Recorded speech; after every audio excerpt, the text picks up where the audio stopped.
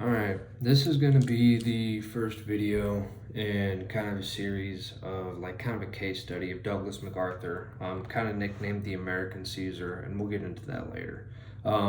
So to start with, I kind of want to talk a bit about how his origins, obviously, but mostly the effect his father had on him, because it was massive to say the least. His father, Arthur MacArthur, was also a general at the end of his, tenure or whatever, in the U.S. Army. But so he also kind of was up there. But regardless, so little things about him, besides the fact that Arthur is very prominent. The name Arthur is massive in their family name. But basically, his dad Arthur was earned the Medal of Honor in 1863, I believe, for basically his bravery at Missionary Ridge in the Battle of Chattanooga. Basically charged up a hill, kind of that whole cavalry story sort of thing. But not only, so that kind of had some to play in it, but also I think part of Douglas's, we'll say, I guess, theatrical personality, could have to do with part of the reason, with how his dad died too. So his dad, it was some. I don't actually have it open right here, but basically, there was a reunion for his old Civil War regiment, and then the commander was ill and couldn't do it or whatever, and basically the general, Arthur MacArthur, was also kind of on his deathbed, and he decided that he was going to go actually give the speech regardless of his health. And basically as soon as he got up there to speak to his regiment, let's see, we'll take a quote from it. So, say their commander, meaning Arthur MacArthur, was home ill, but when word reached him that Governor Francis E. McGovern would be unable to address them, his regiment, for the thing, MacArthur rose from his bed. His doctor and his wife protested. It was the hottest day of that summer. But he trudged to the lectern and led his memories back through the early 1860s. He began his summation, "Your indomitable regiment," and then he swayed and fell to the floor. Dr. William J. Cronin, who had been the 24th surgeon, darted up and examined him, said, "Comrades," he said, "the general was dying." Led by the Reverend Paul P. Jenkins, who had been their chaplain, the 90 veterans knelt around MacArthur and recited the Lord's Prayer. When they had finished, the doctor pronounced their leader dead. Captain Edwin Parsons slowly rose, took from the wall the tattered flag Arthur had carried to the heights over Chattanooga, and wrapped the body in it. Then Parsons faltered and fell across the general. 2 weeks later, he too was dead. So his passing was a very, I want to say picturesque, but very, very dramatic kind of setting in a way. And so and almost like it was planned out, and not saying it was, but saying it was very, you would see it in a play. It seems like something you would, a scene in a tragedy sort of thing. And so maybe that had some effect on Douglas's theatrical nature, especially later on, and his kind of, let's say, romanticism of war and such. But regardless, so we'll get a little bit more into MacArthur himself when he's actually alive. Excuse me. So to take a quote from the book, the fact that his remembrances of his childhood are unreliable does not, however, mean that they are not valuable. Quite the contrary, they provide an excellent illustration of the rose-colored nimbus through which he always viewed the Army, and particularly the frontier army of the 1880s, whose values and standards he would cherish to the end of his life, because he was always a part of that. So the beginning of his life, pretty much in its entirety was following his father from station to station, mostly throughout um, the American West and so on. So he says, to a small boy, he was nearly 7 when Company K was posted to Leavenworth, Kansas. Thus spent his formative school years in remote forts. The life was in many ways idyllic, right?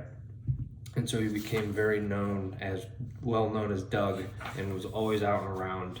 Further on, at Fort Selden, they learned to ride and shoot before they could read or write. So it was very much your typical old western kind of scene, right? And Fort Selden was in southwest New Mexico, for kind of a location reference, like very much the American West, like you see in the movies. Like that's where he really grew up in. So there's that. Let's see, what do I got? Kind of more on Douglas and his father a bit. So one afternoon in the autumn of 1893, when he was 13, Douglas, he overheard his father remark to his mother, "I think there is the material of a soldier in that boy." The fact that Arthur said it is unimportant. Millions of men have dreamed that their sons would follow in their footsteps. What mattered is that his son swore never to forget it, and he never did. Later on in his career, towards the end of his career, while introducing habeas corpus in Japan after World War II, he told his staff that he had been inspired by Arthur's example in the Philippines.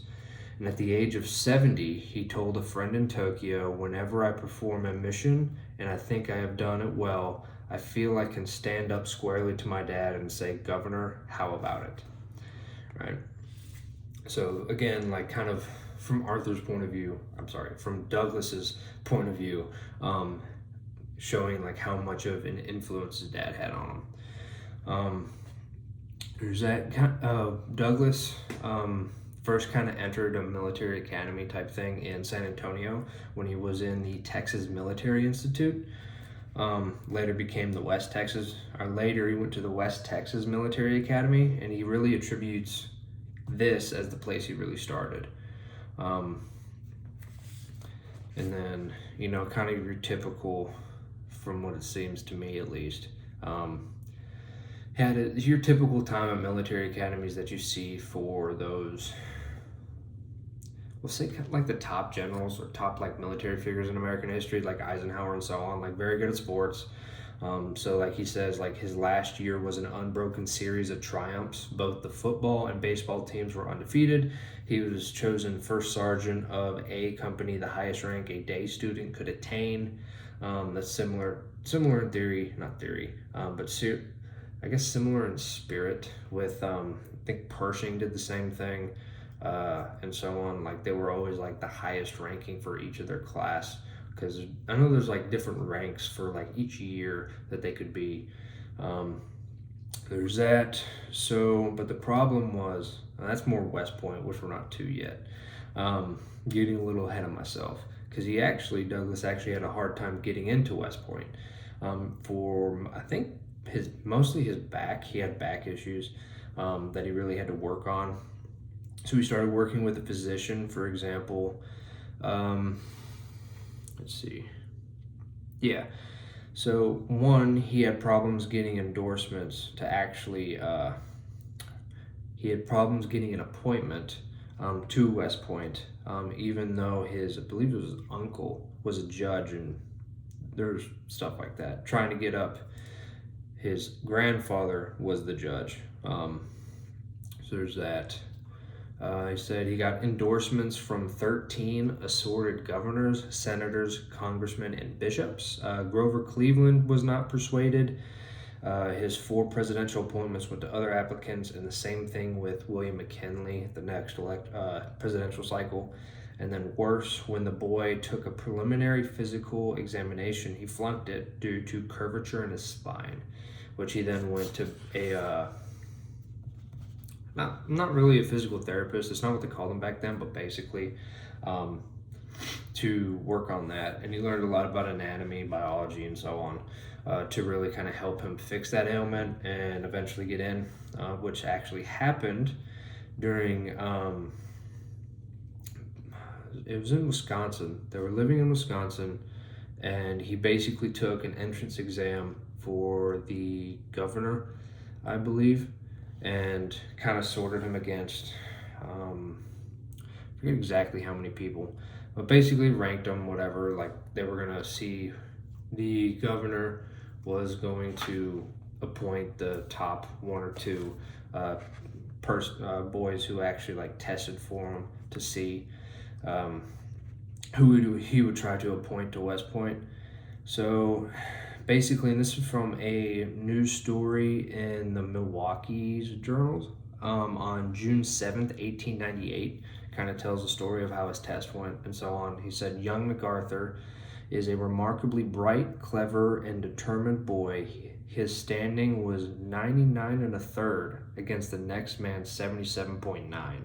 He scored 700 points out of a possible 750 on this test. And that kind of later, especially this test was kind of the first time he attributes his, I guess, principle about preparedness. So he says it was a lesson he never forgot. Preparedness is the key to success and victory, and he brings it on further into his actual, like his generalship and so on later on in his life.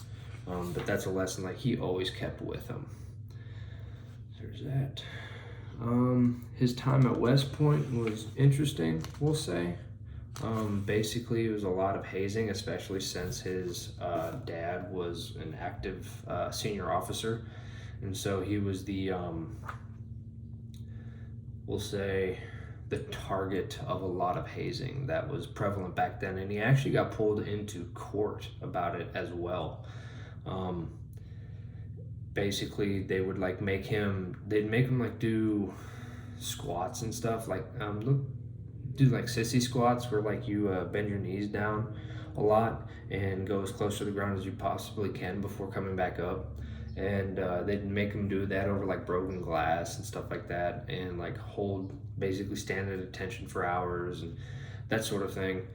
They did other stuff to him, lots of like push-ups on asphalt, so on, whatever. Basically until they'd pass out or whatever. And he was told, or he was described as being like very stoic with it, like he wouldn't let it get to him, and that kind of gained a lot of respect for him from the like the senior kids and so on. So there's that. To take our final quotes for kind of the beginning of his life or whatever. This was after he got out of West Point. He was already a first lieutenant, and basically he got an order specifically from the Secretary of War, basically forcing him to be the aide-de-camp for his father in Japan. So to read it, it was actually Special Order number 222. So it says, First Lieutenant Douglas MacArthur, Corps of Engineers, is relieved from present duties and will proceed to Tokyo, Japan, and report in person to Major General Arthur MacArthur, USA, for appointment as aide-de-camp on his staff. By order of Secretary of War, J.C. Bates, Major General, Acting Chief of Staff. So this trip had a massive effect on MacArthur in general. So just because like he really spent time in Japan really studying the Oriental people, and a lot of the stuff that you see later on in his life, he really kind of attributes to this earlier time when like his father's experiences in the Philippines, going on this trip as aide-de-camp with his father for I'd assume a couple years. Don't have it pulled up right now, but had a massive, just like really immersed him in that culture to where he started to really kind of understand the people in a way. And you see in some of the videos you can find for a little short biographies on him, he really kind of was seen as one of the only like higher, I don't want to say higher officers in general, but one of the biggest kind of figureheads, American figureheads over, and especially in the Southwest Pacific, that kind of really treated the Filipino people like they were like actually people, in a way, just because he spent so much time there and really went to try to understand them in a way. So there's that. That's pretty much all I'm going to say prior to World War One. I don't want to like read the book verbatim. It's also a lot of information. So like if we want to get more in depth and so on, I'll probably do that later. Kind of want to not breeze over, but like go over a lot of stuff first. And then kind of come back and go more in depth later on. That makes sense. Also, this isn't the only book I'm going to be using. I'm going to be doing other stuff too. If you guys want to see the cover, it's American Caesar by William Manchester. Here's a picture of the cover, at least of the one I got. A little on the author too, like he was actually there for a lot of this stuff, but he was in the Marines, and so as we'll get into later on kind of like the split of the Pacific Theater, he was more under Admiral Nimitz, but he fought on Okinawa, Guadalcanal, Tarwara, and Saipan. And a fun fact about him is he also wrote a book about JFK, but was actually censored by Jacqueline Kennedy herself until after they passed, and his stuff was posted later on, we'll say, in like separate satirical books. He wrote total of 18 as well, and they're all kind of around the same time frame, so he really apparently liked this time of history. But anyways, I'm going to leave this one here more or less. I'll put the net card for the next video in the top right corner, which will be more World War One centric. Haven't decided yet if I'm going to go well past that, but because there was a lot that happened with MacArthur in the interwar years between World War One and World War Two, but we'll get into that later and figure it out. Again, if you guys have any like comments, concerns, whatever, that's what comments sections are for. Let me know if you want me to go more in depth on a very specific thing. Again, I'm not gonna go entirely in depth on every little thing. Like if you want that kind of like get the book in a way. But I don't mind like expanding on things later on as well. So anyways, we'll leave this one here, and I hope to see you guys on the next one.